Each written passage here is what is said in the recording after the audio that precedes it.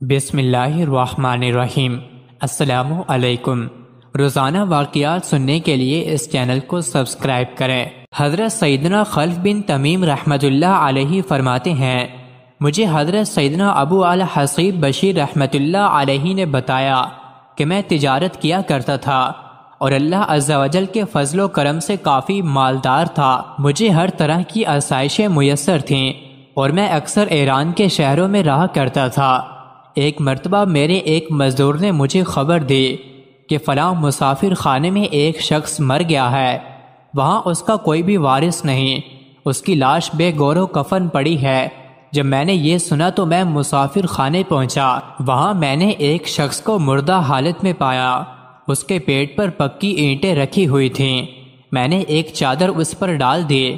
اس کے پاس اس کے کچھ ساتھی بھی تھے، انہوں نے مجھے بتایا یہ شخص بہت عبادت گزار اور نیک تھا، لیکن آج اسے کفن بھی میسر نہیں اور ہمارے پاس اتنی رقم بھی نہیں کہ اس کی تجہیز و تکفین کر سکیں۔ جب میں نے یہ سنا تو اجرت دے کر ایک شخص کو کفن لینے کے لیے اور ایک کو قبر کھودنے کے لیے بھیجا اور ہم اس کے لیے کچی اینٹیں تیار کرنے گئے۔ پھر میں نے پانی گرم کیا تاکہ اسے غسل دیں۔ ابھی ہم لوگ انہی کاموں میں مشغول تھے کہ یکا یک وہ مردہ اٹھ بیٹھا، اینٹیں اس کے پیٹ سے گر گئیں۔ پھر وہ بڑی بھیانک آواز میں چیخنے لگا، ہائے آگ، ہائے ہلاکت، ہائے بربادی، ہائے آگ۔ جب اس کے ساتھیوں نے یہ خوفناک منظر دیکھا تو وہ وہاں سے بھاگ گئے۔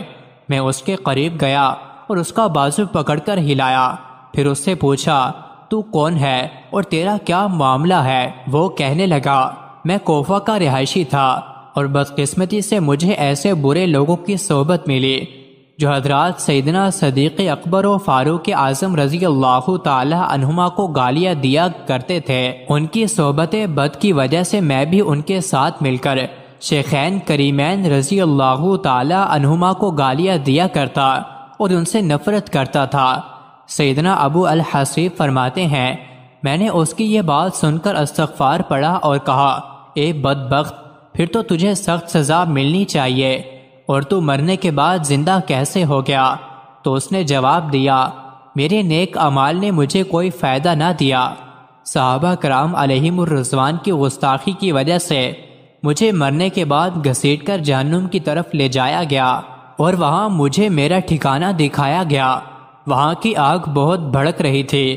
پھر مجھ سے کہا گیا، عنقریب تجھے دوبارہ زندہ کیا جائے گا تاکہ تو اپنے بدعقیدہ ساتھیوں کو اپنے دردناک انجام کی خبر دے اور انہیں بتائے کہ جو کوئی اللہ عز و جل کے نیک بندے سے دشمنی رکھتا ہے اس کا آخرت میں کیسا دردناک انجام ہوتا ہے۔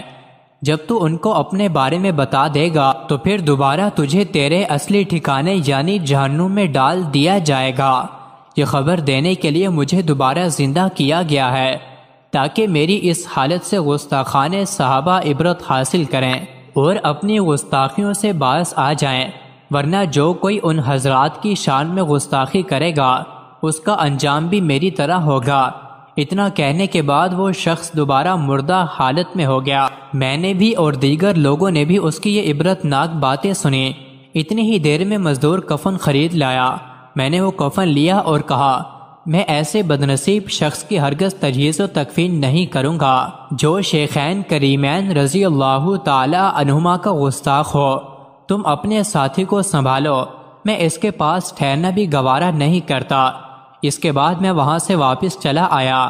پھر مجھے بتایا گیا کہ اس کے بدعقیدہ ساتھیوں نے ہی اسے غسل و کفن دیا اور ان چند بندوں ہی نے اس کی نماز جنازہ پڑھی، ان کے علاوہ کسی نے بھی نماز جنازہ میں شرکت نہ کی۔